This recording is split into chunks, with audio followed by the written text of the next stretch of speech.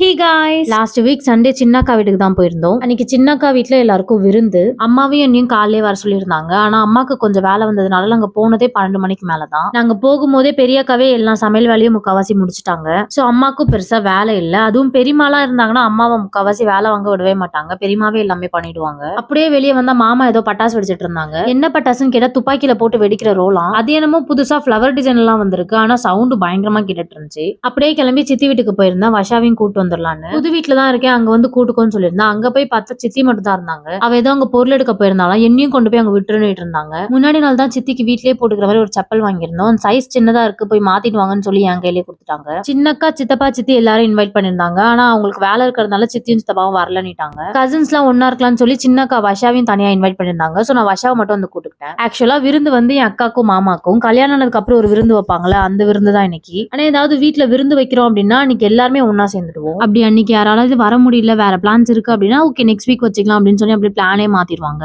ஆனா ஒன்னா சேர்ந்துட்டோம் அப்படின்னா அன்னைக்கு ஃபுல்லா பயங்கர ஃபன்னாவே போயிட்டு இருக்கும். அன்னைக்கு விருந்துன்றதுனால சிக்கன் பிரியாணி, சிக்கன் தொக்கு, சின்னக்காக்கும் எனக்கும் நண்டு பிடிக்கும்ன்றதுனால நண்டு குழம்பு, எறா தொக்கு, அதுக்கப்புறம் ஃபிஷ் வறுவல் பண்ணிருந்தாங்க. இவ்வளவு இருந்தாலும் நம்ம ஏதோ பிரியாணி சாப்பிட்ட உடனே வயிறு ஃபுல் ஆயிடுது. அதுக்கு மேல கொஞ்சம் கூட இறங்கல. நம்மளுக்கும் விருந்துக்கும் செட்டே ஆகாது போல. எங்க வீட்டுல எல்லாம் பிரியாணினாலே பெரியக்கா தான் பண்ணுவாங்க. பெரியக்கா பண்ற பிரியாணி அவ்வளவு டேஸ்டா இருக்கும். எந்த ஒரு மசாலாவுமே ஆட் பண்ணாம தான் பண்ணுவாங்க. ஆனா அவங்க பண்றது அவ்வளவு டேஸ்டா இருக்கும். சாப்பிட்டுட்டு அதுக்கப்புறம் ஐஸ்கிரீம் வாங்கிட்டு வந்தாங்க. ஐஸ்கிரீம் வாங்க போறதுக்கு முன்னாடி எனக்கு என்ன ஃபிளேவர் வேணும்னு என்கிட்ட கேட்டாங்க. நான் ஸ்ட்ராபெரி வேணும்னு சொல்லியிருந்தேன். எனக்கு தான் ஸ்ட்ராபெரி வேணும்னு சொல்லியிருந்தேன். எல்லாருக்கும் சேர்த்து ஸ்ட்ராபெரி வாங்கிட்டு வந்துட்டாங்க. யாருக்கும் ஸ்ட்ராபெரி ஃபிளேவர் பிடிக்கல என்ன தவிர.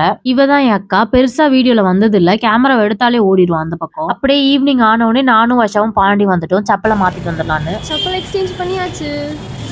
பாண்டியில இருக்கும் போதே அப்பா போன் பண்ணி சொல்லியிருந்தாங்க பெரியமா வீட்டுக்கு வந்து நான் பெரியமா வீட்டுல தான் இருக்கோம் அப்படின்னு.